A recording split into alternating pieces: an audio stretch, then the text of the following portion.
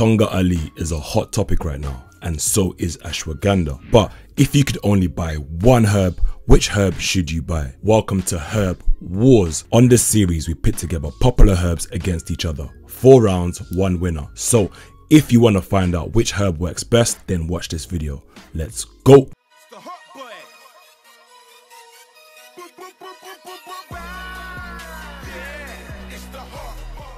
In the left corner, we have ashwagandha root. Ashwagandha root, sometimes called the king of Ayurvedic herbs. It's native to India and is sometimes referred to as Indian ginseng. People tend to use ashwagandha to help gain weight, but also for energy, performance, especially when it comes to gym and bodybuilding. But how does that compare to Tonga Ali? Well, Tonga Ali is the undercard here. It's rising through the ranks fast as a serious contender as the herb champion. Well, Tonga Ali is sometimes referred to as Malaysian ginseng, and some people tend to use it to help boost testosterone, help build muscle mass, aid healing and reduce stress. I personally own both of these herbs. They have similar properties but also big differences. So if you had to buy just one, which one should you buy? Who are you betting on to win?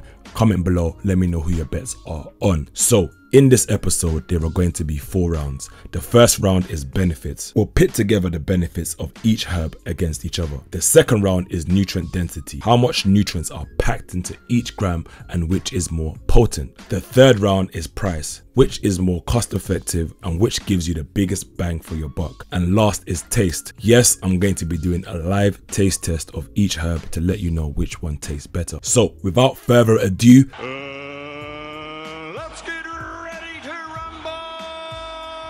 The first round is benefits. So to make it fair across the board, we're going to be using the same key terms I have in my herb guide. These are the 13-point checkbox system that categorizes each herb against its potential benefits. If it's ticked, it has that particular benefit. So let's start this round with Tonga Ali. There is evidence it can have antibiotic, anti-inflammatory, antiviral, immune health, performance enhancing and bodybuilding benefits, bringing it to a smashing total of 12 out of 13 benefits on the tick box system. This is really a strong entry from Tonga Ali. Ashwagandha ticks all the same boxes, but I couldn't find any evidence that it has antibiotic effects or properties, and I also couldn't find any conclusive evidence that states that both of these herbs have some digestive effects or properties. But there was one study on rats done on ashwagandha, so what I would do, I would take away a point for the antibiotic, but I will add 0.5 for digestion,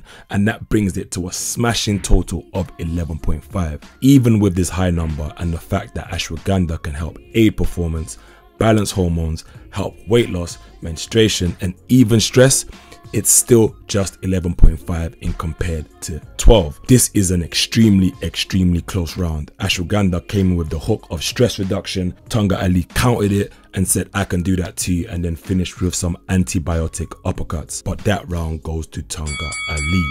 But before we move on, let's look at the warnings. Well, ashwagandha is likely safe, but pregnant women should avoid.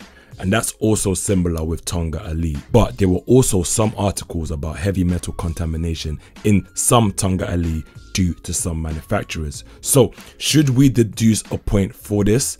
Let me know in the comments. In my opinion, no, because if you shop at the right places and you also see what processes, what certification they have, you should be fine. So let's keep it still at 1 to Tonga Ali and 0 to ashwagandha. Round number 2 compares nutrient density. To keep it fair, we'll be comparing the exact same vitamins and minerals, but we'll also be comparing calories, proteins and fats.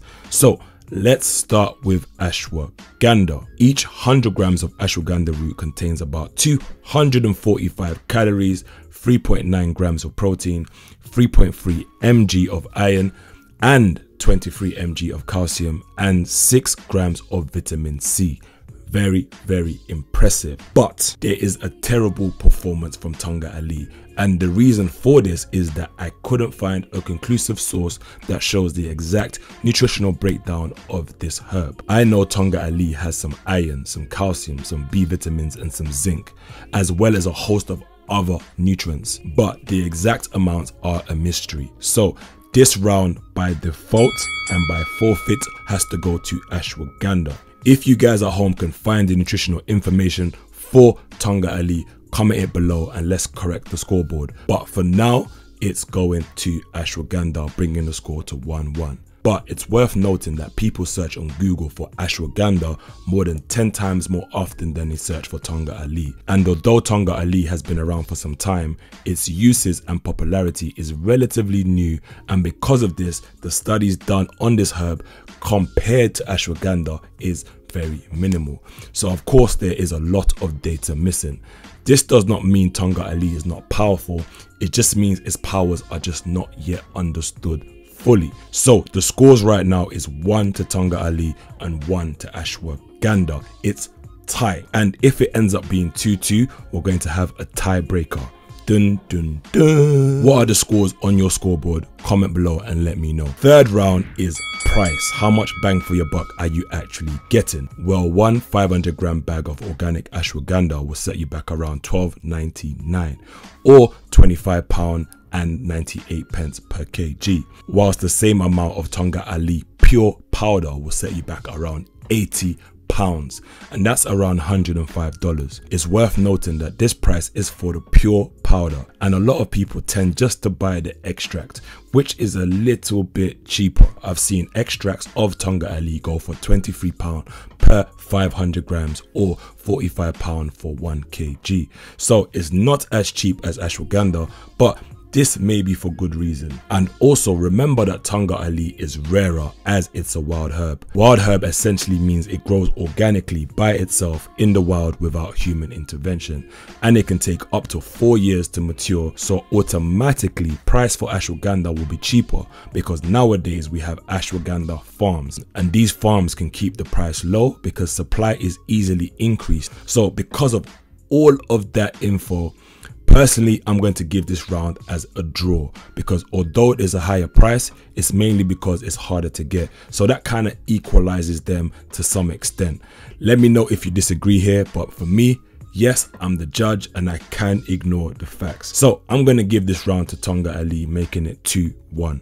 Let me know in the comments who you give the score to and if you disagree. The final round is taste. I already know the taste of ashwagandha from the previous video, as you can see here. Damn! I'm going to be honest with you guys, there is nothing nice about ashwagandha. The best way to describe it is bitter. But let's see if Tongkat Ali tastes any better. That's a spoonful of Tongkat Ali.